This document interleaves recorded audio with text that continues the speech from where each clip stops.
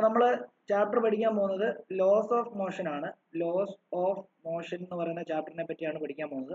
Introduction ആണ് പറയുന്നത്. കുറച്ച് കാര്യങ്ങളും കൂടെ അതിനകത്ത് ഉൾപ്പെടുത്തി പറയാം. അതിനകത്ത് ആദ്യം നമ്മൾ പഠിക്കാൻ പോകുന്നത് ഇനേർഷ്യ എന്ന് പറയുന്ന ഒരു കൺസെപ്റ്റ് ആണ്. എന്താണ് ഇനേർഷ്യ? ഇനേർഷ്യ എന്ന് പറയുന്നത് ശരിക്കും പറഞ്ഞു കഴിഞ്ഞാൽ ഇനബിലിറ്റി എന്നാണ്. ഇനേർഷ്യ എന്ന് പറയുമ്പോഴത്തേക്ക് ഇനബിലിറ്റി എന്ന് പറഞ്ഞ ഓർത്തോണം. ഇനബിലിറ്റി, ഇനേർഷ്യ എന്ന് പറഞ്ഞാൽ എന്താ? ഇനബിലിറ്റി. എന്തിനൊക്കെയുള്ള ഇനബിലിറ്റി ആണെന്നറിയാമോ? മോഷനിലുള്ള ബോഡി പെട്ടെന്ന് റെസ്റ്റിൽ വരാനുള്ള ഇനബിലിറ്റി, റെസ്റ്റിലുള്ള ഒബ്ജക്റ്റ് പെട്ടെന്ന് മോഷനിൽ വരാനുള്ള ഇനബിലിറ്റി, ഒരു പർട്ടിക്കുലർ മോഷനിൽ എക്സിക്യൂട്ട് ചെയ്യുന്ന ഒരു ഒബ്ജക്റ്റ് അതിന്റെ ഡയറക്ഷൻ ചേഞ്ച് ചെയ്യാനുള്ള ഇനബിലിറ്റി.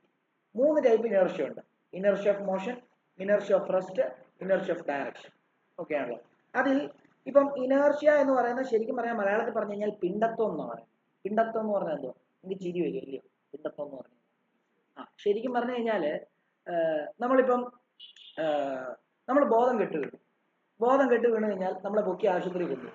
അപ്പൊ നമ്മുടെ കൈ ഇങ്ങനെ പൊക്കിയാൽ എന്തായിരിക്കും സംഭവിക്കുന്നത്? അത് ഇങ്ങനെ അങ്ങ് പോകും. ശരിയല്ലേ? ആണോ?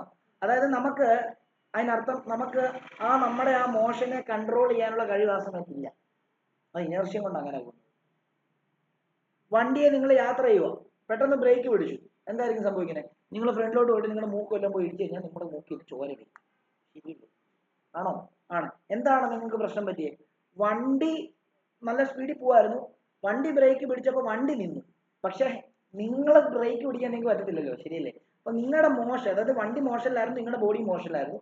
പെട്ടെന്ന് ആ മോഷനെ ഒപ്പോസ് ചെയ്യാനുള്ള ഒരു കഴിവ് നിങ്ങൾക്കില്ല. അപ്പൊ എന്ത് സംഭവിച്ചു? വണ്ടി റെസ്റ്റ് വന്നപ്പോഴും നിങ്ങളുടെ ബോഡി എങ്ങനെ? നിങ്ങളുടെ ബോഡി മോശമല്ല, അതുകൊണ്ടാണ് ഫ്രണ്ടിലോട്ട് പോകുന്നത്, എവിടെയും പോയി ഇരിക്കുന്നത്. അത് ഇനേർഷ്യ. മനസ്സിലായോ? അതായത് നിങ്ങൾ ഇങ്ങനെ ഇരിക്കുവോ വണ്ടിയിൽ, വണ്ടി പെട്ടെന്ന് ഫ്രണ്ടിലോട്ട് എടുക്കും, അപ്പൊ നിങ്ങൾ എങ്ങോട്ടായിരിക്കും പോകുന്നത്? നിങ്ങൾ ബാക്കിലോട്ടായിരിക്കും പോകുന്നത്. അതായത് റെസ്റ്റിൽ ഇരിക്കുമായിരുന്നു, വണ്ടിയും റെസ്റ്റിലായിരുന്നു, വണ്ടി പെട്ടെന്ന് മോഷനിലായി. പക്ഷെ അപ്പോഴും നിങ്ങൾ എവിടെ തന്നെ ആയിരിക്കുന്നത്? നിങ്ങൾ റെസ്റ്റിൽ തന്നെ ആയിരിക്കും. നിങ്ങളുടെ അപ്പർ പാർട്ട് മാത്രമാണ് തന്നെ ഇങ്ങനെ പോകുന്നത്. അപ്പൊ നിങ്ങളുടെ റെസ്റ്റിൽ തന്നെ ഇരിക്കുന്നതിനെ പെട്ടെന്ന് മോഷനിലേക്ക് കൊണ്ടുവരാനുള്ള കഴിവില്ല. നിങ്ങളുടെ താഴത്തെ ഭാഗം കൂടെ പോയായിരുന്നെങ്കിൽ നിങ്ങൾക്ക് അത്ര എഫക്റ്റ് വരത്തില്ല. മനസ്സിലായോ?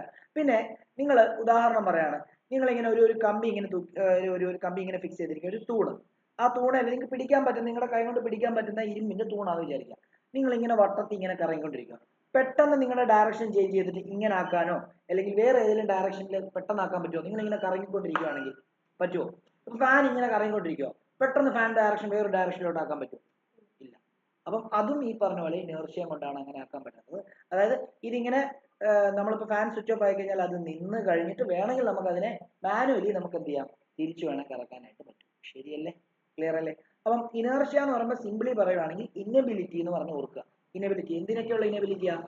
റെസ്റ്റിലുള്ള ഒബ്ജക്റ്റ് പെട്ടെന്ന് മോഷനിൽ വരാനുള്ള ഇനബിലിറ്റി, മോഷനിലുള്ള ഒബ്ജക്റ്റിന് പെട്ടെന്ന് റെസ്റ്റിൽ വരാനുള്ള ഇനബിലിറ്റി, ഒരു പെർട്ടിക്കുലർ ഡയറക്ഷനിൽ മൂവ് ചെയ്തുകൊണ്ടിരിക്കുന്ന ഒരു ഒബ്ജക്റ്റിന് അതിന്റെ ഡയറക്ഷൻ പെട്ടെന്ന് ചേഞ്ച് ചെയ്യാനുള്ള ഇനബിലിറ്റി. ഇതാണ് കൺസെപ്റ്റ്. ഓക്കെ.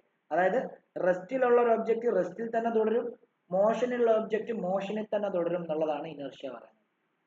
മനസ്സിലായോ? പെട്ടെന്ന് അതിന്റെ സ്റ്റേറ്റ് ഓഫ് റെസ്റ്റോ മോഷനോ ചേഞ്ച് ചെയ്യാൻ അതിന് കഴിവില്ല. പെരുക്കിയേ മാറ്റത്തുള്ളൂ. മനസ്സിലായോ? അതാണ് അതിന്റെ കൺസെപ്റ്റ്. ഓക്കെ ആണല്ലോ? മനസ്സിലായെന്ന് വിശ്വസിക്കുന്നു. അപ്പം എഴുതിക്കോളൂ. It is the inability of a body to change the state of rest or of uniform motion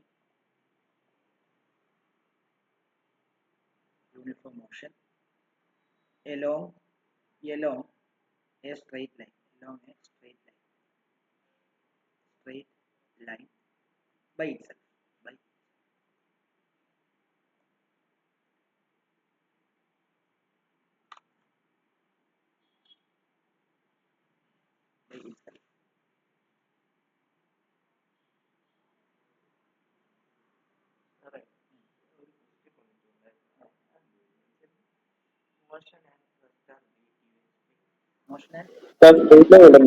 കേട്ടില്ല.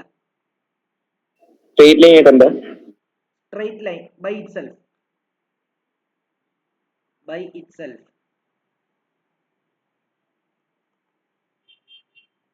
Motion and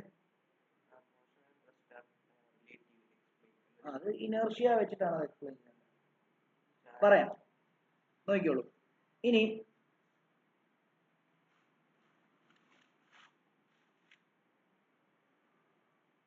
three types of inertia. Three types of inertia. Three types of inertia. അതിലൊന്ന് inertia of rest.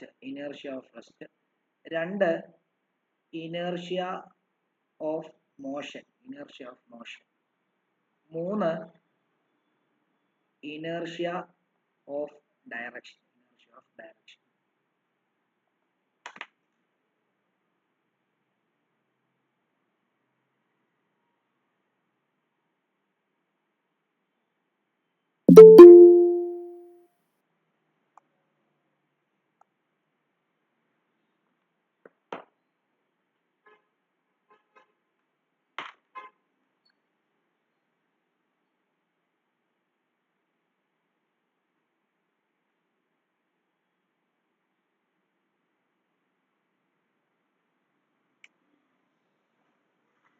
അതായത് നമ്മൾ നമ്മൾ ഇത്രയും കാര്യങ്ങൾ എഴുതിയായിരുന്നു, അതിനുള്ള സ്ഥലം വിടുക. എന്നിട്ട് അടുത്തത് ഹെഡിങ് ആയിട്ട് എഴുതുക ഇനേർഷ്യ ഓഫ് മോഷൻ.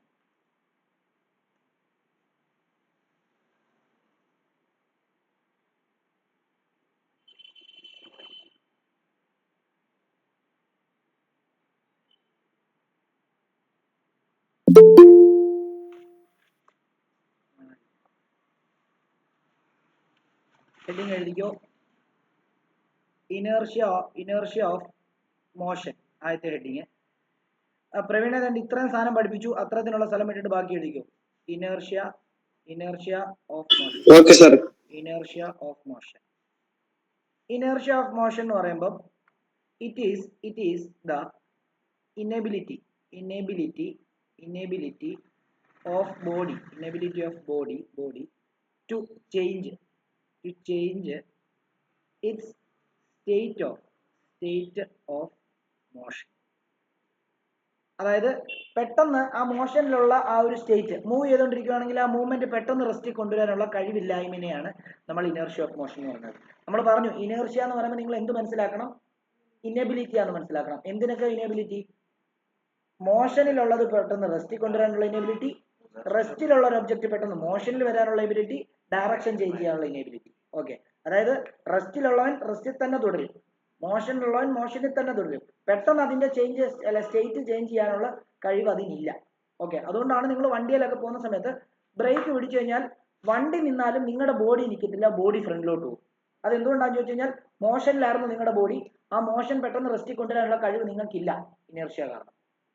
അതേപോലെ തന്നെ ഒരു ബസ് നിർത്തിയിട്ടിരിക്കുകയാണ്, അതിനകത്ത് നിങ്ങൾ ഇരിക്കുകയാണ്, പെട്ടെന്ന് ബസ് ഫ്രണ്ടിലോട്ട് എടുക്കുന്ന സമയത്ത് നിങ്ങളുടെ അപ്പർ പാർട്ട് ഓഫ് ബോഡി പുറകിലോട്ട് ഇങ്ങനെ പോകും, ഇല്ലേ? പുറകിൽ ചെന്ന് തല ഇടിക്കുകയൊക്കെ ചെയ്യും, ഇല്ലേ? അതെന്തുകൊണ്ടാണെന്ന് ചോദിച്ചു കഴിഞ്ഞാൽ നിങ്ങളുടെ ബോഡി റെസ്റ്റിലായിരുന്നു, ബസ്സും റെസ്റ്റിലായിരുന്നു. ബസ് പെട്ടെന്ന് മോഷനിലോട്ട് വന്നപ്പോൾ നിങ്ങൾക്ക് പെട്ടെന്ന് മോഷനിലേക്ക് വരാനുള്ള കഴിവില്ല. അതിനെയാണ് ഇനബിലിറ്റി, എന്താണ് ഇനേർഷ്യ ഓഫ്, എന്താണ് അല്ലെ, അതിനെയും ഇനേർഷ്യ എന്നാ പറയാം.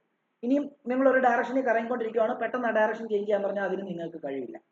ഇപ്പൊ കസേര കളിച്ചോണ്ടിരിക്കുക, കസേര കളിച്ചപ്പോൾ പെട്ടെന്ന് ഇങ്ങനെ ഓടുക, ഇങ്ങനെ ഓടിയിട്ട് പെട്ടെന്ന് നിങ്ങളോട് തിരിഞ്ഞോടാൻ പറഞ്ഞു കഴിഞ്ഞാൽ നിങ്ങൾക്ക് പറ്റത്തില്ല. മനസ്സിലായോ? കുറച്ച് സമയം എടുത്തിട്ട് മാത്രമേ നിങ്ങൾക്ക് അത് പറ്റത്തുള്ളൂ, ശരിയല്ലേ? അത് ഇനേർഷ്യ ഓഫ് എന്താ, ഡയറക്ഷൻ ആണ്. അപ്പോൾ ഇത് ഓരോ കാര്യങ്ങളും നമ്മൾ ഇങ്ങനെ എക്സ്പ്ലെയിൻ ചെയ്യാനായിട്ട് പോവാണ്. Inertia of motion, it is the inability of body to change state of motion. അടുത്തത് ഇനേർഷ്യ ഓഫ് റെസ്റ്റ് എന്ന് പറയുന്നത് it is the inability of body to change its state of rest. റെസ്റ്റിൽ ഇരിക്കുന്നത് പെട്ടെന്ന് മാറ്റാനുള്ള കഴിവില്ലായ്മ, അതാണ് ഇനേർഷ്യ ഓഫ് റെസ്റ്റ്. ഇനി അടുത്തത് ഇനേർഷ്യ ഓഫ് ഡയറക്ഷൻ.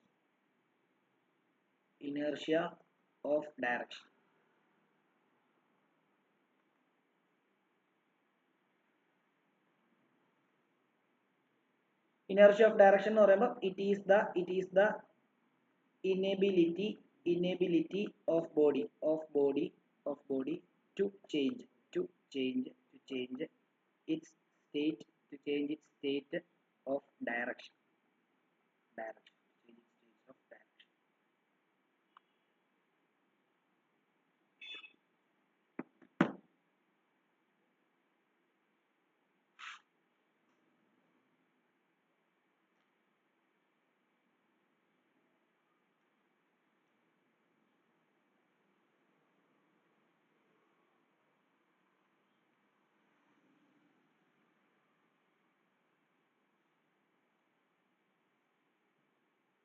അടുത്തത് Newton's first law of motion. അടുത്ത heading, next heading Newton's first law of motion.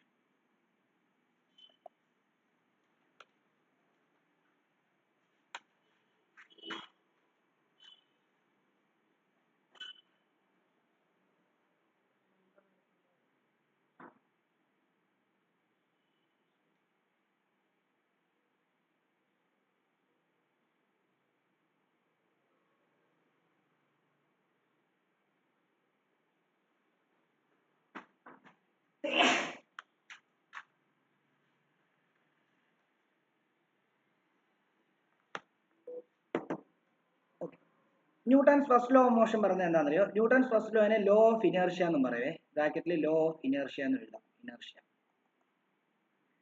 Newton's first law of motion എന്ന് പറഞ്ഞത് എന്താണെന്നറിയോ? Every body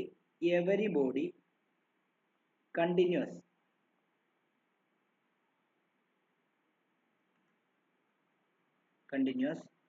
in its state of rest or of uniform motion.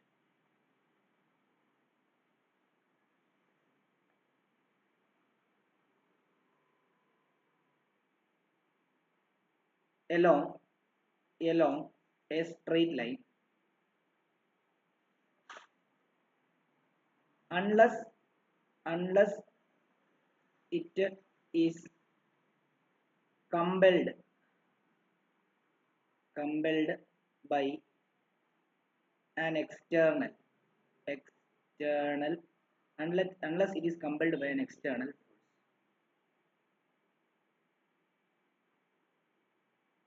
അതായത് rest ഇരിക്കുന്ന റെസ്റ്റിൽ തന്നെ തുടരും, മോഷനിൽ ഇരിക്കുന്ന മോഷനിൽ തന്നെ തുടരും. എപ്പോൾ വരെയാ? അതിന്റെ മുകളിൽ ഒരു ഫോഴ്സ് ആക്ട് ചെയ്യണം വരെ.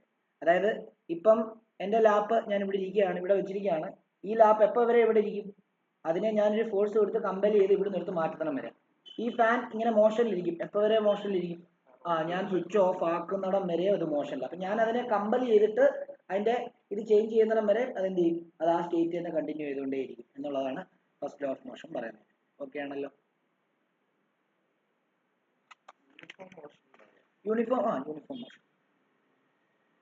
യൂണിഫോം മോഷൻ അല്ലേടാ? ഇതൊരു യൂണിഫോം മോഷൻ അല്ലേ? അതോ ഫാൻ ആദ്യം കുറച്ച് സ്പീഡിൽ കറങ്ങി, വീണ്ടും കുറച്ച് പതുക്കെ കറങ്ങും, വീണ്ടും സ്പീഡിൽ കറങ്ങും, വീണ്ടും പതുക്കെ കറങ്ങും, വീണ്ടും അങ്ങനെയാണോ കറങ്ങുന്നത്? ആണോ? അല്ല. നമ്മൾ യൂണിഫോം മോഷൻ ജനറലി നമ്മൾ യൂണിഫോം മോഷൻ എന്നാണ് പറയുക. ഓക്കെ.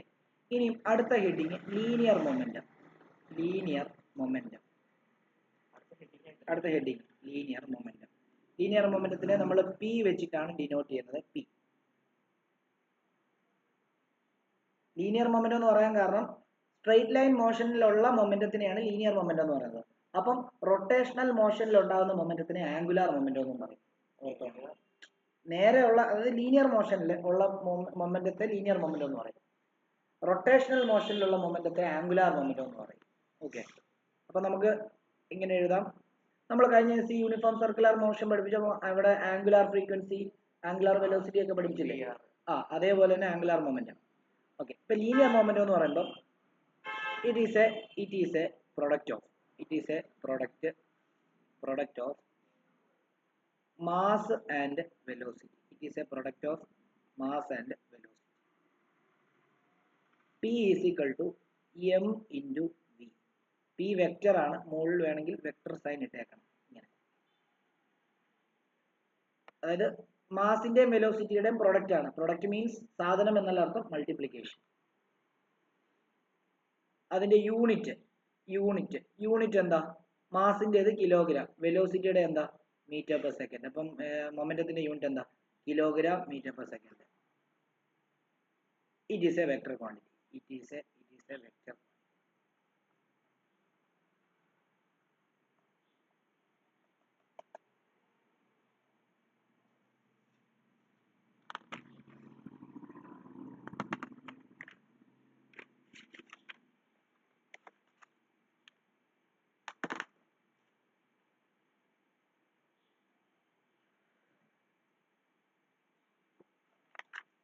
അടുത്ത ഹെഡിങ് എഴുതിക്കോ, Newton second law of motion.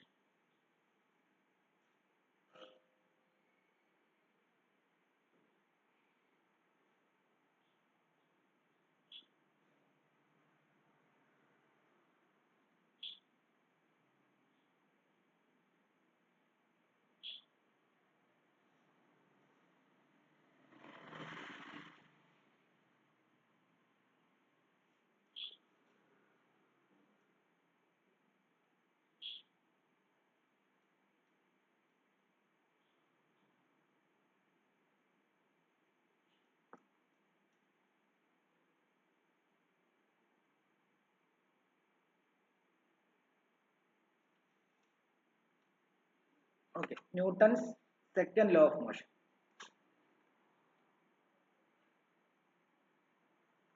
Newton's second law of motion. Newton's second law of motion പറയുന്നത് എന്താണെന്നറിയോ? Statement the rate of change of momentum rate of change of momentum is directly proportional to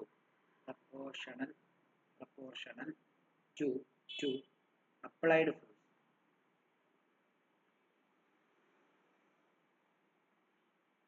And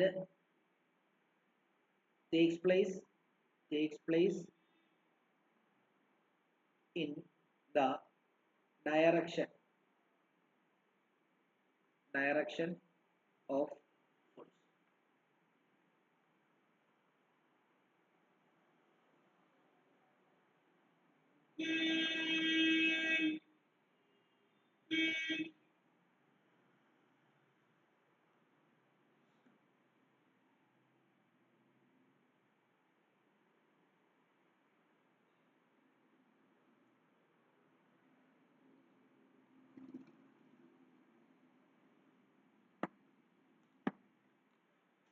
okay, ഈ rate of change of momentum എന്ന് പറഞ്ഞാൽ എന്താ?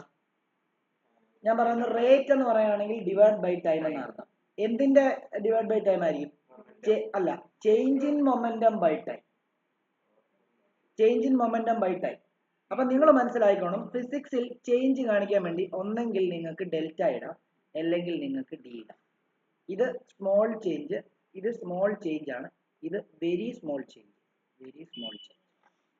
Okay, അപ്പം അത് രണ്ടും ഇട്ടിട്ട് വേണമെങ്കിൽ നമുക്ക് ഇത് ചെയ്യാം. ഞാനിപ്പോൾ തൽക്കാലം ഡി ആണ് ഉപയോഗിക്കാൻ പോകുന്നത്. നിങ്ങൾക്ക് ഡെൽറ്റ വേണം, ഡെൽറ്റ ഇടാം, ഒരു പ്രശ്നമില്ല. അപ്പൊ ഇവിടെ പറഞ്ഞിരിക്കുന്നത് change in momentum is directly proportional to. അപ്പം rate of change of momentum എന്ന് പറഞ്ഞാൽ എന്താ? Rate of change of momentum എന്ന് പറഞ്ഞു കഴിഞ്ഞാൽ എന്താണെന്നറിയോ? Change in momentum by time ആണ്. Change in momentum by time ആണ്. ഓക്കെ, ചേഞ്ച് ഇൻ മൊമെന്റത്തെ നമുക്ക് എങ്ങനെ എടുക്കാം? ഡി പി എന്ന് എടുക്കാം. Change in momentum divided by small time. അപ്പം മൊമെന്റം ചെറിയ മൊമെന്റം ആണെങ്കിൽ ടൈമും എന്തായിരിക്കും? ചെറുതായിരിക്കും. അപ്പൊ d P by D T എന്ന് എടുക്കാം. അത് എന്തിന് ഡയറക്ട്ലി പ്രൊപ്പോർഷണൽ ആണെന്ന് പറയുന്നത്? അത് ഫോഴ്സിന് ഡയറക്ട്ലി പ്രൊപ്പോർഷണൽ ആണ് പറയുന്നത്. ശരിയല്ലേ? അങ്ങനെയാണ് നമുക്ക് ഇങ്ങനെ എടുക്കത്തില്ലയോ? അതായത് therefore നമുക്ക് ഇങ്ങനെ എഴുതാം, എന്താണ്? dp by dt is directly proportional to applied force. ആണോ? ആണ്. അങ്ങനെയാണെങ്കിൽ തിരിച്ചു എഴുതാം, f directly proportional to എന്താ? dp by dt എന്ന് വേണമെങ്കിൽ എഴുതാം. ആണല്ലോ? ഓക്കെ, അവിടെ നിന്ന് ഈ പ്രൊപ്പോർഷണാലിറ്റി മാറ്റാൻ വേണ്ടി നമ്മൾ യൂഷ്വലി എന്താ ചെയ്യുന്നത്? നമ്മളൊരു കോൺസ്റ്റന്റ് ഇട്ട് മൾട്ടിപ്ലൈ ചെയ്യും. അപ്പം ആ k ഈ പ്രൊപ്പോർഷണാലിറ്റി മാറ്റി കോൺസ്റ്റന്റ് ഈക്വൽ ടു ഇട്ടു കോൺസ്റ്റന്റ് ആക്കി, dp by dt. ഓക്കെ ആണോ? ഓക്കെ ആണല്ലോ? ഓക്കെ, അപ്പം ഇവിടെ നമുക്ക് F is equal to K, where K is known as spring constant, where K is known as spring constant, constant or force constant. Clear ആണോ? Okay ആണോ? Okay, കഴിഞ്ഞില്ല. നമുക്ക് ഈ ഡി പി എന്ന് പറഞ്ഞാൽ എന്താന്നാ പറഞ്ഞത്? ഡി പി എന്ന് പറഞ്ഞാൽ എന്താ? അത് നിങ്ങൾ സൈഡിലോട്ട് എവിടെയെങ്കിലും എഴുതണേ, നിങ്ങളുടെ സൈഡിലോട്ട് എവിടെയെങ്കിലും എഴുതണം. ഡി പി എന്ന് പറഞ്ഞു കഴിഞ്ഞാൽ നമുക്കറിയാം ചേഞ്ച് ഇൻ എന്താണ്? മൊമെന്റം ആണ്. ആണോ? മൊമെന്റം ആണ്, ആണല്ലോ. ചേഞ്ച് ഇൻ മൊമെന്റം എന്ന് പറഞ്ഞാൽ എന്താ? Final momentum minus initial momentum, അതാണല്ലോ ചേഞ്ച് എന്ന് പറയുന്നത്. അല്ലേ? ശരിയല്ലേ? Okay, final momentum minus initial momentum. Final momentum mass into final velocity, initial momentum mass into initial velocity. അപ്പൊ ഇവിടെ ഒന്ന് നമുക്ക് എം കോമൺ എടുത്തു കഴിഞ്ഞാൽ വി മൈനസ് യു ആയിരിക്കും. അപ്പൊ ഇതായിരിക്കും നമ്മുടെ ഡി പി. അത് നിങ്ങൾ സൈഡിലോട്ട് എവിടെയെങ്കിലും എഴുതിയിടുക, അല്ലെങ്കിൽ കുഴപ്പമില്ല. ഇത് നിങ്ങൾ ഇതിന്റെ താഴെ എഴുതിയാലും ഒരു പ്രശ്നമില്ല. എവിടെ ഇതിങ്ങനെ എടുത്തിട്ട് ഇതിന്റെ താഴെ കൊണ്ടുവന്ന് ഇവിടെ എഴുതിയാലും ഒരു പ്രശ്നവും ഇല്ല. ഓക്കെ, അങ്ങനെയാണെങ്കിൽ നമുക്ക് എന്തെന്ന് എഴുതാം? ഇവിടെ മുകളിലത്തെ ഇക്വേഷൻ എന്താവും? F is equal to therefore F is equal to നമുക്ക് എന്താ എഴുതാം? കെ ഇൻറ്റു എന്താന്ന് എഴുതാം? M into V minus U divide by T. V minus U divide by T എന്താ? Change in velocity by time അല്ലേ? അപ്പം F is equal to K into M into A എന്ന് വരും, ആണല്ലോ. അങ്ങനെയാണെങ്കിൽ എഫ് ഈസിക്കൽ ടു, ഇനി കെ 1 ആയിട്ട്, ഈ കെ ഈസിക്കൽ ടു 1 ആണെങ്കിൽ നമുക്ക് എഫ് ഈസിക്കൽ ടു എന്താന്ന് എഴുതാം? M A. ഇതിൽ നിന്നാണ് നമുക്ക് F is equal to M A എന്ന് പറയുന്ന ഇക്വേഷൻ ഡെവലപ്പ് ചെയ്ത് വന്നത്. ഓക്കെ ആണല്ലോ? പിന്നെ ഡെറൈവ് ചെയ്യാൻ ചോദിക്കും, എഴുതിയെടുത്തോ പെട്ടെന്നാട്ടെ.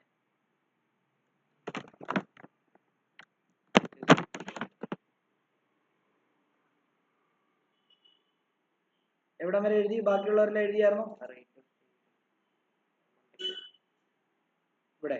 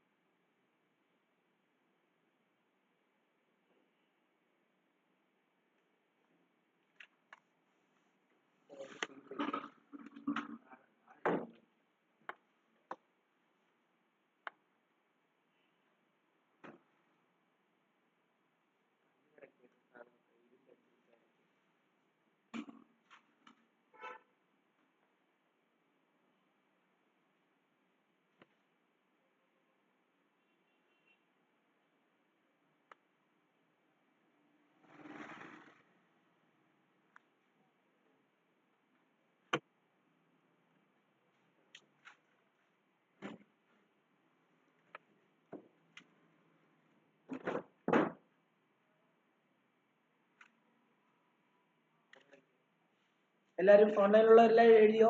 പാർവണയൊക്കെ എഴുതിയോ? പാർവണ എഴുതി സർ. ഓക്കെ, അനഘ, പ്രവീൺ, ജ്യോതിഷ്,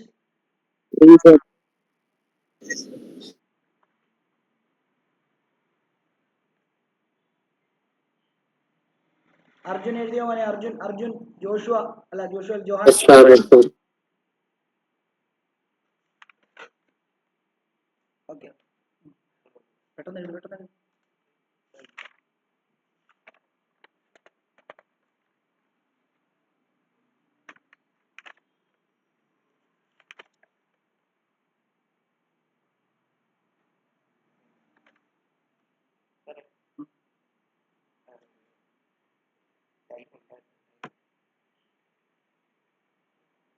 ഈ v minus U by T എന്ന് പറഞ്ഞു കഴിഞ്ഞാൽ ആക്സിലറേഷൻ ആണെന്നുള്ള കാര്യം അറിയത്തില്ലെങ്കിൽ അവിടെ എഴുതി ഇട്ടേക്കണം. അതാണ് സബ്സ്റ്റിറ്റ്യൂഷൻ കൊടുത്തത്.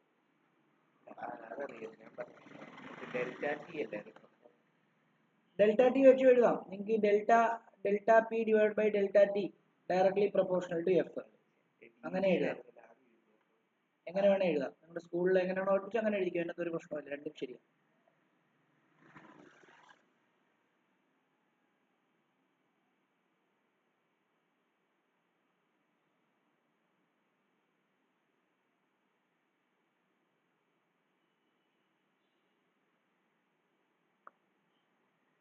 ഓക്കെ, അടുത്ത ഹെഡിങ് എഴുതിക്കോ. മാസ്. ഹെഡിങ് എഴുതിയ മാസ് എന്ന് പറയുമ്പം it is the amount of matter contained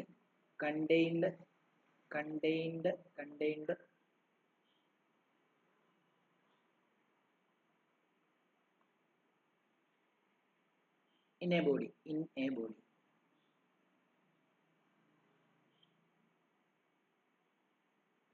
It is a scalar quantity.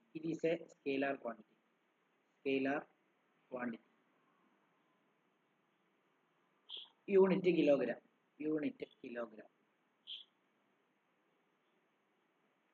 അടുത്ത ഹെഡിങ് വെയിറ്റ് എന്ന് പറയുമ്പോൾ വെയിറ്റ് ഒരു ഫോഴ്സ് ആണ്. It is the force with which an object അല്ല, earth attracts an object towards it. With which earth attracts an object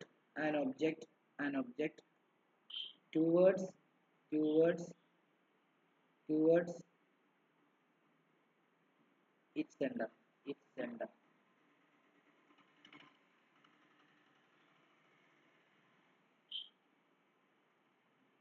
It is a vector quantity.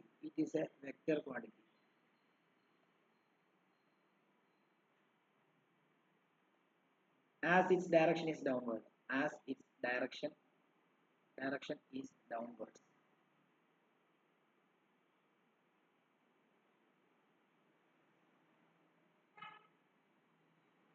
Unit എന്ന് പറഞ്ഞാൽ നമുക്കറിയാം വെയിറ്റിന്റെ ഇക്വേഷൻ മാസ് ഇൻറ്റു ഗ്രാവിറ്റി അല്ലയോ. മാസിൻ്റെത് kilogram ആണ്, ഗ്രാവിറ്റിയുടെ metre per second square ആണ്, ആക്സിലറേഷൻ്റെ തന്നെയാണ്. അപ്പൊ kilogram metre per second square ആയിരിക്കും വെയിറ്റിന്റെ ന്യൂട്ടൺ, വെയിറ്റിന്റെ യൂണിറ്റ്. അഥവാ എന്താണ്, ഓർ നമുക്ക് എന്തെന്ന് എഴുതാം, കിലോഗ്രാം മീറ്റർ പെർ സെക്കൻഡിനെ നമുക്ക് സെക്കൻഡ് സ്ക്വയറിനെ ഓർ ന്യൂട്ടൺ എന്ന് വേണമെങ്കിലും എഴുതാം. അപ്പൊ വെയിറ്റിന്റെ ഫോഴ്സിന്റെ യൂണിറ്റ് എന്ത് തന്നെയായിരിക്കും, ന്യൂട്ടൺ തന്നെയായിരിക്കും. F is equal to M into A എന്ന് പറയുന്നതും W is equal M into G എന്ന് പറയുന്നതും ഒന്നാണ്. കാരണം ഫ്രീ ഫോൾ ആകുമ്പോൾ എയും ജിയും ഒന്നാകും. അപ്പൊ എഫും ഡബ്ല്യു ഒന്നാകും. മനസ്സിലാക്കാം. ഓക്കെ, ഇനി അടുത്തത് ഇനേർഷ്യൽ മാസ്.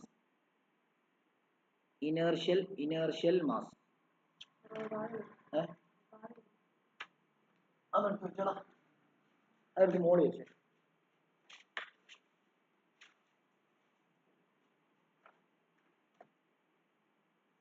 പോയോ അത്? ആ മുകളിലോട്ടങ്ങ് വെച്ചു.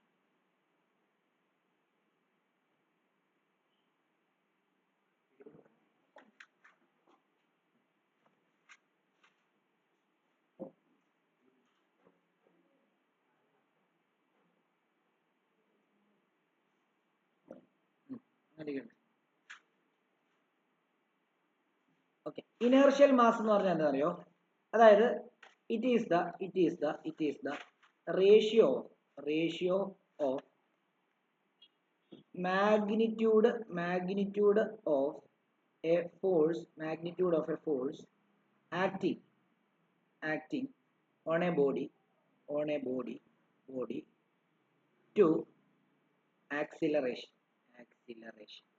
അതായത് ഫോഴ്സും ആക്സിലറേഷൻ തമ്മിലുള്ള റേഷ്യോ ആണ് ഇനേർഷ്യൽ മാസ്. അതെങ്ങനെ കണ്ടുപിടിക്കാൻ അറിയാം? നമുക്കറിയാം F is equal to M into A ആണ്. അങ്ങനെയാണെങ്കിൽ ഇവിടുന്ന് എം കണ്ടുപിടിക്കുകയാണെങ്കിൽ എന്ത് വരും? എം ഇസിക്കൽ എന്താ, എഫ് ബൈ എ എന്നാണ് വരുന്നത്. അപ്പം ratio of force to acceleration ആയി. അപ്പൊ ഇങ്ങനെ മാസ് കണ്ടുപിടിക്കുകയാണെങ്കിൽ ഈ മാസിനെയാണ് നമ്മൾ എന്തെന്ന് പറയുന്നത്? ഇനർഷ്യൽ മാസ് എന്ന് പറയുന്നത്. ഓക്കെ ആണല്ലോ. ഇനി ഗ്രാവിറ്റേഷണൽ മാസ് ഉണ്ട്. ഗ്രാവിറ്റേഷണൽ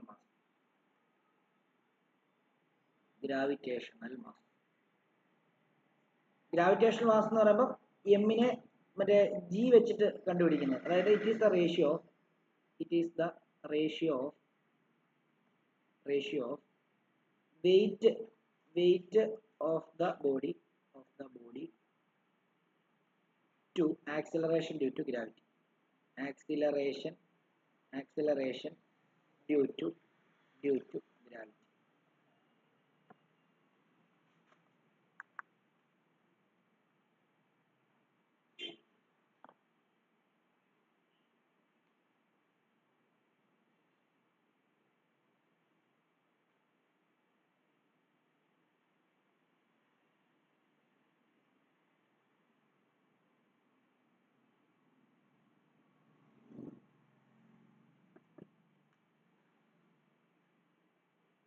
അപ്പോൾ നമുക്ക് W = m × g. അവിടെ നിന്ന് W/g = നമുക്ക് എന്തെന്ന് എഴുതാം? m.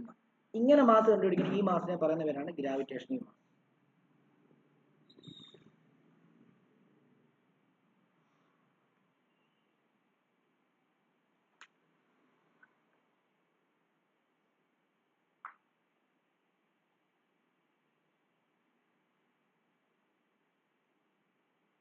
അടുത്ത ടോപ്പിക്ക് ഇമ്പൾസ് എന്ന് എഴുതിക്കുക. ഇമ്പൾസ് വേണം മലയാളത്തിൽ ആവേഗം എന്ന് എഴുതാം. ആവേഗം. ഇമ്പൾസ് എന്ന് പറഞ്ഞാൽ എന്താ അറിയോ? അതായത് ചെറിയ ടൈമിൽ ഉണ്ടാകുന്ന വലിയ ഫോഴ്സിനെയാണ് നമ്മൾ ഇമ്പൾസ് എന്ന് പറയുന്നത്. അതായത് ഇപ്പൊ ചുറ്റി കയറുന്ന ആണിയുടെ മണ്ടയ്ക്ക് അടിക്കുക. അപ്പൊ എന്താ, ആ കൊള്ളുന്ന ആ സമയത്ത് മാത്രം വളരെ ചെറിയ ടൈം ഇന്റർവെല്ലിൽ അവിടെ ഫോഴ്സ് ഉണ്ടാകുന്നുള്ളൂ. പക്ഷെ ആ ഫോഴ്സ് എന്താ? വലിയ ഫോഴ്സാണ്. വിരാട് കോഹ്ലി 6 അടിക്കുമ്പോൾ, വിരാട് കോഹ്ലി 6 അടിച്ചാലും മെൽവിൻ ബോ 6 അടിച്ചാലും ഒരുപോലെ ഉള്ളൂ. ആവേഗം തന്നെ. ഓക്കെ. അതായത് വിരാട് കോഹ്ലി 6 അടിക്കുന്ന സമയത്ത്, പുള്ളി കയറി വന്ന് അടിക്കുന്ന സമയത്ത് ആ കൊള്ളുന്ന ആ ഒരു ചെറിയൊരു ടൈം ഇന്റർവെൽ മാത്രമേ ഉള്ളൂ ആ ബോൾ അത് ഫോഴ്സ് ആക്ട് ചെയ്യുന്നത്. പക്ഷെ അതൊരു വലിയ ഫോഴ്സ് ആയിരിക്കും. മനസ്സിലായോ? അങ്ങനെയുള്ള ഫോഴ്സുകളെയാണ്. ഒരാളെ അടിക്കുന്നു, ഒരാളെ തലയ്ക്ക് ഒരെണ്ണം കൊടുക്കുക. അപ്പൊ എന്താ സംഭവിക്കുന്നത്? ആ ടച്ച് ചെയ്യുന്ന സമയത്ത് മാത്രമേ ഉള്ളൂ, പക്ഷെ അവിടെ കൊടുക്കുന്ന ഫോഴ്സ് എന്ന് പറഞ്ഞാൽ വലിയ ഫോഴ്സാണ്. മനസ്സിലായോ? അപ്പം അത് എന്താണ്? അത് ഇമ്പൾസ് എന്നാണ് പറയുന്നത്. അപ്പൊ നമുക്ക് ഇങ്ങനെ എഴുതാം: it is the product of force and time interval for which it acts.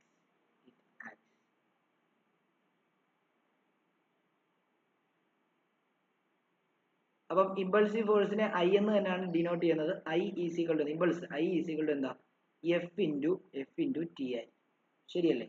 അതിന്റെ യൂണിറ്റ് എന്തായിരിക്കും? യൂണിറ്റ് ഫോഴ്സിന്റെ എന്താ? ന്യൂട്ടൺ ആണ്. ടൈമിന്റെ സെക്കൻഡ് ആണ്. അപ്പൊ ന്യൂട്ടൺ സെക്കൻഡ് ആയിരിക്കും അതിന്റെ യൂണിറ്റ്.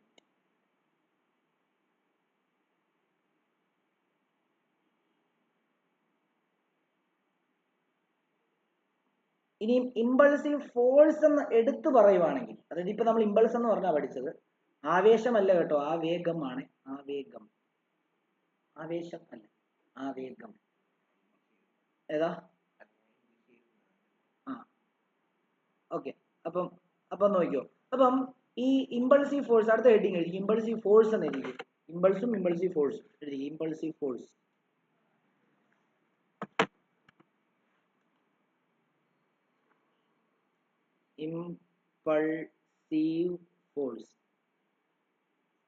ഇമ്പൾസീവ് ഫോഴ്സ് എന്ന് പറഞ്ഞാൽ അറിയോ?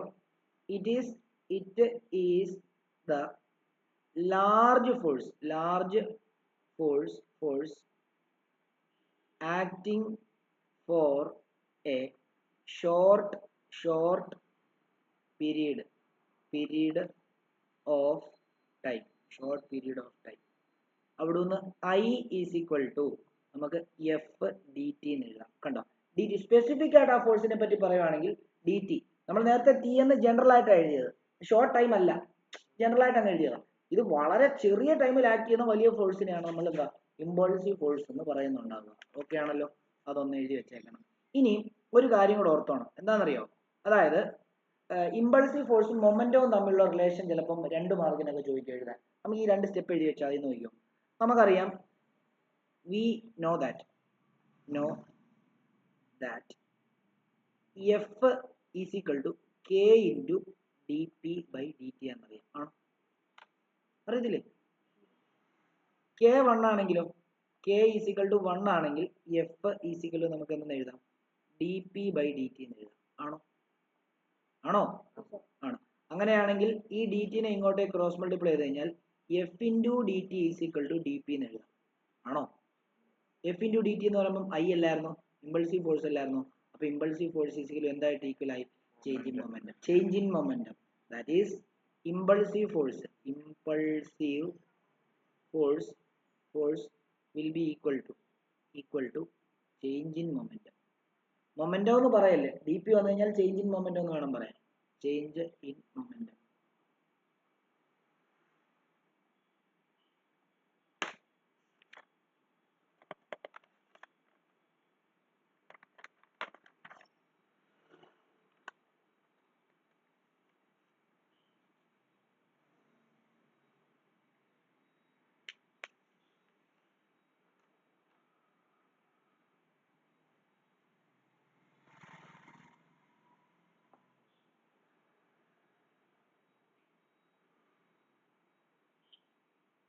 അടുത്തത് Newton's third law of motion. Newton's third law of motion. Newton's third law of motion.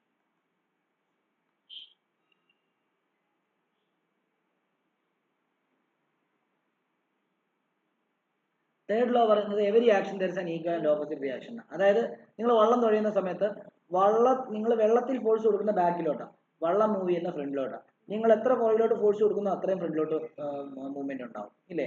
അപ്പൊ അതാണ് equal and action and reaction force എന്നാണ് പറയുന്നത്. ഓക്കെ ആണല്ലോ?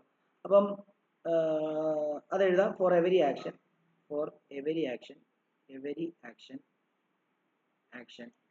there is equal and opposite reaction.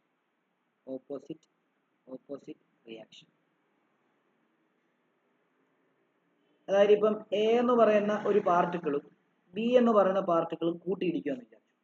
A എന്ന് പറയുന്ന ബോഡിയും ബി എന്ന് പറയുന്ന ബോഡിയും തമ്മിൽ കൂട്ടിയിടിക്കുക. അങ്ങനെയാണെങ്കിൽ എ ബിയുടെ മണ്ടയ്ക്ക് ഒരു ഫോഴ്സ് കൊടുക്കും, ബി എയുടെ മണ്ടയ്ക്ക് ഒരു ഫോഴ്സ് കൊടുക്കത്തില്ല. എന്നിട്ട് രണ്ടും എന്ത് ചെയ്യും? ഇങ്ങനെ അടിക്കുന്നെങ്കിൽ രണ്ടും എന്ത് ചെയ്യും? രണ്ട് ഡയറക്ഷനിലോട്ട് എവിടെയെങ്കിലും പോകും, ഇല്ലേ? അപ്പം നമുക്ക് എഫ് എ ബി എന്ന് എടുക്കുവാണെങ്കിൽ നിങ്ങൾ മനസ്സിലാക്കേണ്ടത് ആദ്യത്തേൽ ആക്ട് ചെയ്യുന്ന ഫോഴ്സാണ് A. Force acting on A by ആര്? By B. എന്നാൽ എഫ് ബി എന്ന് എടുക്കുവാണെങ്കിലോ നിങ്ങൾ ചിന്തിക്കേണ്ട എന്താ? Force acting. ആദ്യം ആരെയാണോ എഴുതുന്നത് അവന്റെ മണ്ടയ്ക്കാണ് ഫോഴ്സ് ആക്ട് എന്നുള്ള കാര്യം ഓർത്തിരിക്കുക. Force acting on B by ആരാ? By A. ഇത് ഓർത്ത് വെച്ചേക്കണം. അതെപ്പോഴും ഈക്വൽ ആൻഡ് ഓപ്പോസിറ്റ് ഈക്വൽ ആയിരിക്കും. രണ്ടും ഈക്വൽ ഫോഴ്സ് അല്ലേ കൊടുക്കുന്നത്. F force acting on A by B will be equal to എന്താ?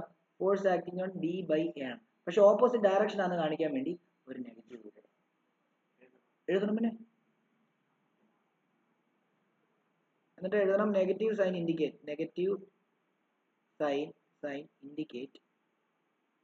indicates both forces are in opposite direction.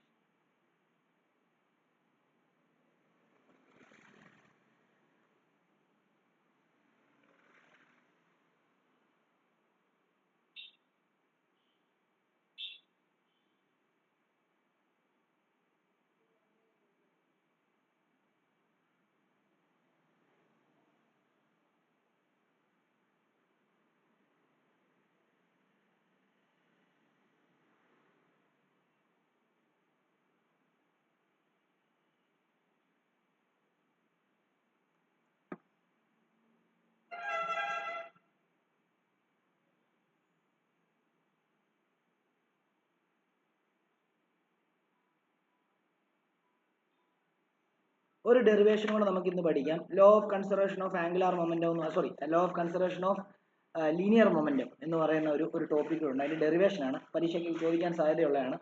അതും നമുക്കൊന്ന് പഠിച്ചിട്ട് നമുക്ക് ഇന്നത്തെ ക്ലാസ് നിർത്താം. നിങ്ങളെ ഈ ചാപ്റ്റർ പഠിപ്പിച്ചോ സ്കൂളിൽ? കഴിഞ്ഞു. നിങ്ങളെ അപ്പാരന്റ് വെയിറ്റ് അതൊക്കെ പഠിപ്പിച്ചായിരുന്നോ? അതായത് apparent weight of a body acting on a lift പഠിപ്പിച്ചു. അതേപോലെ തന്നെ മോഷൻ ഓഫ് കണക്റ്റഡ് ബോഡീസ് പഠിപ്പിച്ചു. ഓക്കെ. കൊളീഷൻ പഠിപ്പിച്ചോ? ഏതാ? ഇടിക്കുന്നത്. ഓക്കെ, ശരി, നോക്കിക്കോളൂ. അപ്പം നമുക്ക് law of conservation of linear momentum heading എഴുതിക്കോ. Law of conservation of linear momentum.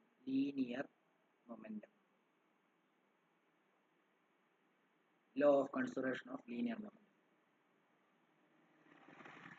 Linear momentum എന്ന് പറയുമ്പോൾ എന്താണെന്ന് അറിയാലോ? എന്തുവാ? m×v ആണ് ലീനിയർ മൊമെന്റം എന്ന് പറയുന്നത്. Okay.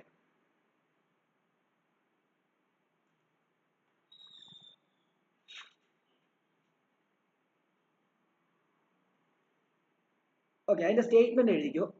if no external force act on a system of particle,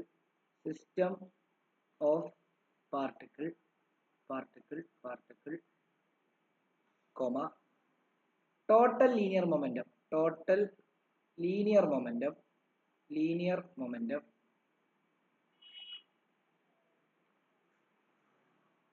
of particle remains constant.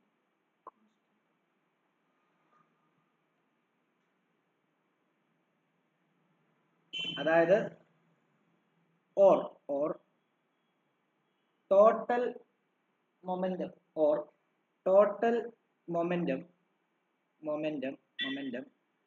before collision will be equal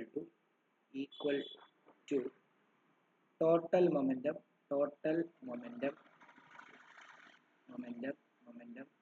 after collision.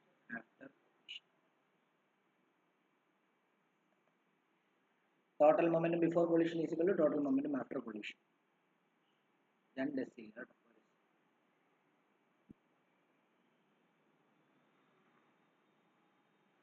Okay. അപ്പൊ ഇത് ഇച്ചിരി കൺഫ്യൂഷൻ വരാൻ സാധ്യതയുള്ള ഒരു ഡെറിവേഷൻ ആണ്. അപ്പൊ ശ്രദ്ധിച്ചിരുന്നോണം. അപ്പം ലീനിയർ മൊമെന്റത്തിന്റെ ലോ പറയുന്നത് എന്താ? കൺസർവേഷൻ ലോ പറയുന്നത് എന്താ? എക്സ്റ്റേണൽ ഫോഴ്സ് ഒന്നും ആക്ട് ചെയ്യുന്നില്ലെങ്കിൽ അതിന്റെ മൊമെന്റം എപ്പോഴും കൺസേർവ്ഡ് ആയിരിക്കും എന്ന് പറയുമ്പോൾ എന്താ? ഏതെങ്കിലും ഒരു ഒബ്ജക്റ്റിന്റെ അല്ലെങ്കിൽ ബോഡിയുടെ മൊമെന്റം കൺസേർവ്ഡ് ആണ്. അതായത് ഇപ്പം സിമ്പിൾ ആയിട്ട് പറയുകയാണെങ്കിൽ രണ്ട് ബോഡി എന്ന് പറയുമ്പോൾ നമ്മുടെ മെൽവിനും ദീപക്കും രണ്ടുപേരെയും ഞാനൊരു നൂലെ കോർത്തിട്ടിരിക്കുകയാണ്. രണ്ടുപേരും ഒരു ബോൾസ് ആണെന്ന് വിചാരിക്കാം. എന്നിട്ട് ഞാൻ മെൽവിനെയും അതേപോലെ തന്നെ എന്താണ് ദീപക്കിനെയും ഞാൻ ആ നൂലെ കൂടെ ഇങ്ങനെ കോർത്ത് ഇങ്ങനെ വിടുക. സ്ട്രിങ് ആണ്, നൂലല്ല സ്ട്രിങ്. അപ്പൊ നിങ്ങൾ ഇങ്ങനെ മൂവ് ചെയ്യുക. ഓക്കെ. പക്ഷെ മെൽവിന് ഞാൻ കൊടുത്ത ആദ്യം ദീപക്കിനെ ഉരുട്ടി വിട്ടു, പിന്നെ മെൽവിനെ ഉരുട്ടി വിടുക. അപ്പം പുറകിൽ പോകുന്ന ആളുടെ വെലോസിറ്റി ഞാൻ ഇച്ചിരി കൂട്ടി. അപ്പൊ എന്താ സംഭവിക്കുന്നത്? ഏതെങ്കിലും അപ്പൊ പുറകിൽ പോകുന്ന ആളുടെ വെലോസിറ്റി കൂടുതലായതുകൊണ്ട് എപ്പോഴേലും നിങ്ങൾ തമ്മിൽ കൂട്ടിയിടിക്കും. അപ്പം ഈ ആദ്യം ദീപക്ക് പോകുന്ന ഒരു പെർട്ടിക്കുലർ വെലോസിറ്റിയിലായിരിക്കും. അപ്പൊ ദീപക്കിനൊരു ഇനീഷ്യൽ വെലോസിറ്റിയാണ് ഇല്ലേ?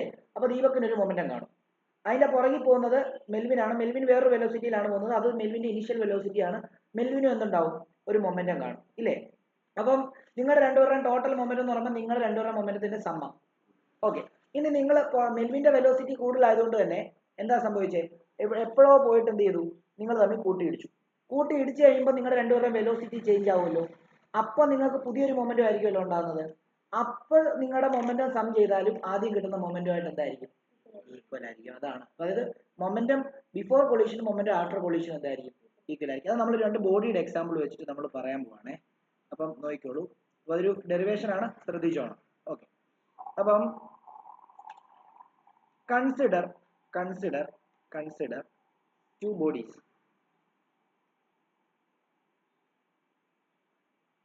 two bodies A and B having mass m1 and m2 respectively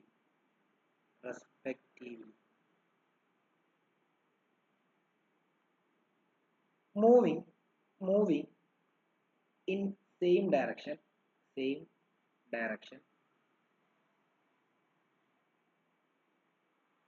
one behind other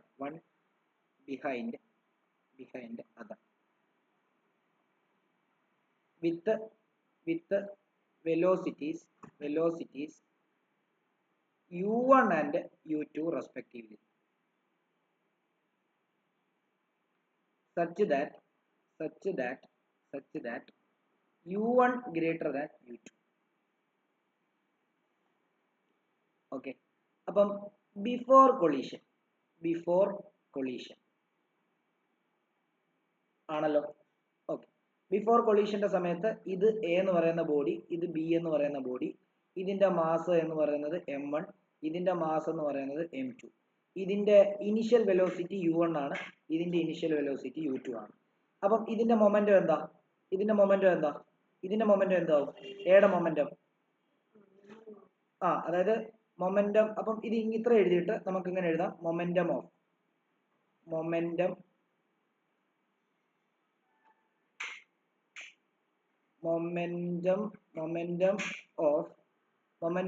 A എന്ന് എഴുതിയിട്ട് നമുക്ക് എന്താ എഴുതാം?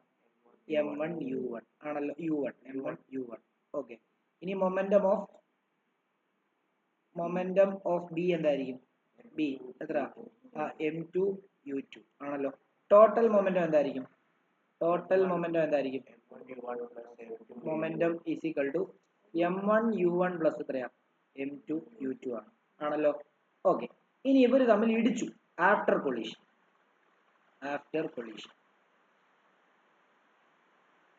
കൊളീഷൻ. എയുടെ മാസ് m1 തന്നെ, പക്ഷെ വെലോസിറ്റി എന്തായി? v1 ആയി. ബിയുടെ എന്താണ്? ഇത് m2 തന്നെ, എന്റെ വെലോസിറ്റി v2 ആയി. അങ്ങനെയാണെങ്കിൽ മൊമെന്റം എന്തായിരിക്കും? മൊമെന്റം ഓഫ് എ എന്ന് പറയുന്നത് m1 v1, momentum of B എന്ന് പറയുന്നത് എന്താണ്? m2 v2. അങ്ങനെയാണെങ്കിൽ ടോട്ടൽ മൊമെന്റം എന്തായിരിക്കും? Momentum is equal to m1 v1 plus എന്താ? m2 v2.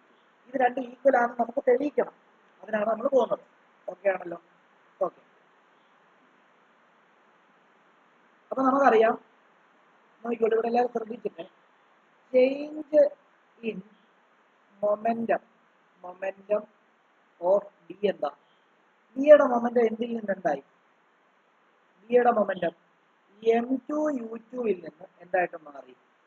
m2 v2 ആയിട്ട് മാറി. അപ്പൊ അവിടുത്തെ ചേഞ്ച് ഇൻ മൊമെന്റം എന്തായിരിക്കും? ഏതാണ് കൂടുതൽ എന്നല്ലെങ്കിൽ m2 v2 final minus initial ആണ്. m2 v2 മൈനസ് എന്താ? m2 v2 ആണല്ലോ. ആണോ? ആണ്. അതേപോലെ തന്നെ change in momentum of A എന്താ? എയുടെ മൊമെന്റം എന്തായിരുന്നു? ആദ്യം എന്തായിരുന്നു? m1 u1 ആയിരുന്നു, അതെന്തായിട്ട് മാറി?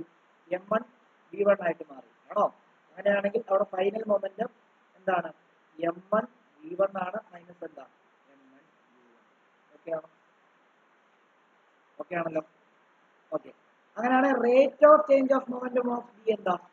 Rate of change of momentum of B എന്താന്ന് എഴുതാം. ഇവിടെ ശ്രദ്ധിച്ചിട്ട് എഴുതണേ, മനസ്സിലാവത്തില്ലേ? നോക്കിയോ, m2 v2 മൈനസ് എന്താ?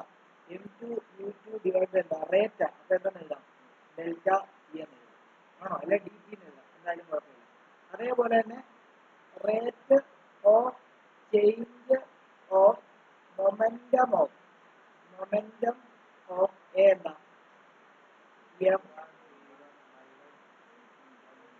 എ അല്ലേ? m1 v1 minus m1 u1 divide എന്താ? Delta t. നമ്മൾ പഠിച്ചിട്ടുള്ളത് എന്താ? അക്കോർഡിംഗ് ടു സെക്കൻഡ് ലോ എന്താണ് പഠിച്ചിട്ടുള്ളത്? അക്കോർഡിംഗ് ടു സെക്കൻഡ് ലോ എന്താണ് നമ്മൾ പഠിച്ചിട്ടുള്ളത്? Rate of change of momentum momentum momentum എഴുതാം. Rate of change of momentum of A F A B എഴുതാം. ശരിയല്ലേ? അല്ലേ? ആണ്. അതേപോലെ തന്നെ rate of change of momentum of B equal to applied force, അത് എഫ് ബി എന്ന് എഴുതാം. നമുക്കറിയാം Newton third law of motion വെച്ചിട്ട് അക്കോർഡിംഗ് ടു തേർഡ് ലോ നമ്മൾ എന്താ പഠിച്ചിട്ടുള്ളത്? F A B equal to എന്താ? F minus F B A ആണല്ലോ. അപ്പൊ നമുക്ക് ആ മറ്റേത് കൊടുക്കാം. ഏത് കൊടുക്കാം? F A B. ഏടെ മൊമെന്റം എന്തായിരുന്നു? ഏടെ രണ്ട് ഇതാ അല്ലേ? അപ്പൊ നമുക്ക് എന്ത് കൊടുക്കാം? M1 V1 മൈനസ് M2 അല്ല M1 U1 divide by delta T equal to അപ്പം എന്താ എഴുതാം? M2 V2 minus M2 U2 divide by delta T. പക്ഷെ ഒരു പ്രശ്നമുണ്ട്, ഇവിടെ എന്ത് ഇടണം? ഇവിടെ മൈനസ് ഇടണം. അപ്പോൾ ഓൾറെഡി ഇത് രണ്ടെണ്ണം നമുക്ക് വെട്ടിപ്പോകും. ബാക്കി എന്ത് വരും? ബാക്കി നമുക്ക് M1 V1 minus M1 U1 equal to ഈ മൈനസ് വെച്ചിട്ട് അകത്തോട്ട് മൾട്ടിപ്ലൈ ചെയ്ത് കഴിഞ്ഞാൽ minus M2 V2 plus M2 U2 എന്നാണ്. ഞാൻ എന്ത് ചെയ്യാം? ഇവനെ ഇങ്ങോട്ട് കൊണ്ടുവരുവാണ്, ഇവനെ ഇങ്ങോട്ടേക്ക് കൊണ്ടുവരാം.